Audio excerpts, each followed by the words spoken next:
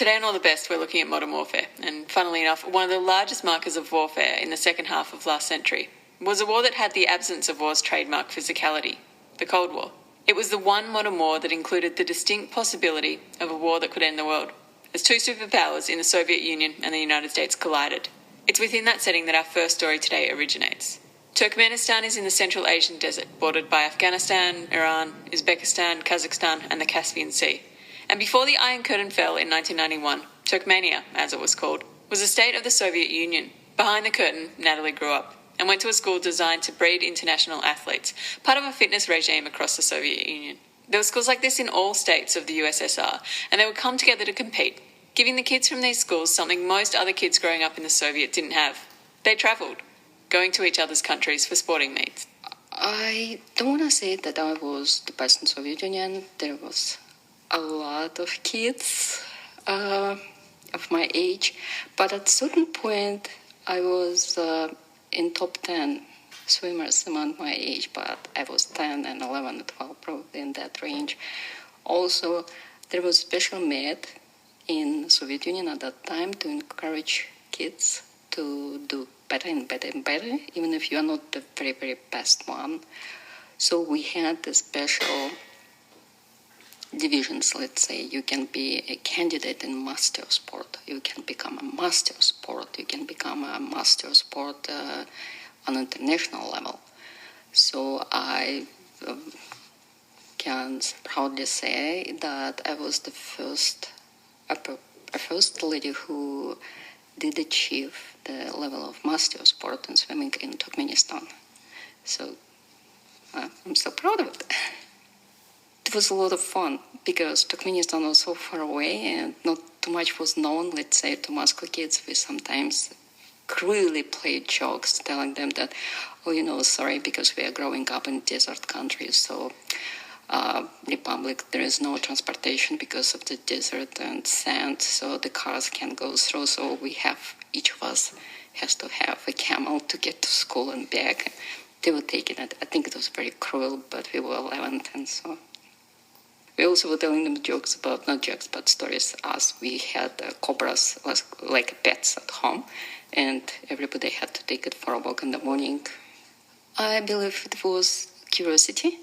They were curious about us because we were growing in a completely different environment. But there was so much in common because the program in school was the same. We were watching the same TV programs. We were reading the same books. There was so much in common, but at the same time, we were so different.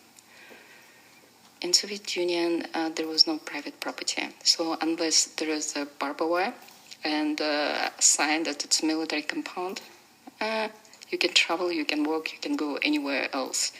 My brother came to the United States about 12 years ago, and so there was a situation when after 9/11, I don't know when it was, 2000 something.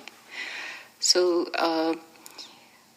he was shown the place where you could go and do fishing, and he's a passionate fisher.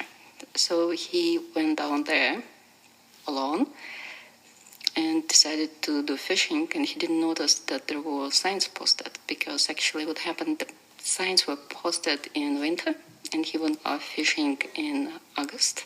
So everything was overgrown, covered by these bushes and grass and trees. And, so it turned out that that was a property where he wasn't supposed to be.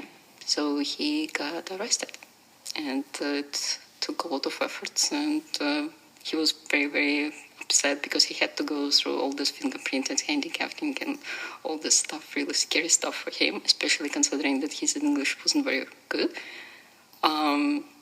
So finally it ended up with only paying a fee of $48 or around $50, something really not much. But on the first trip to the court, he was begging that I would be happy, he was telling he would be happy to admit any guilt, just stop coming. I didn't get the phone call from him, I got the call from police officer. So, and they told me if I could come over and pay, $100 money to bail him out.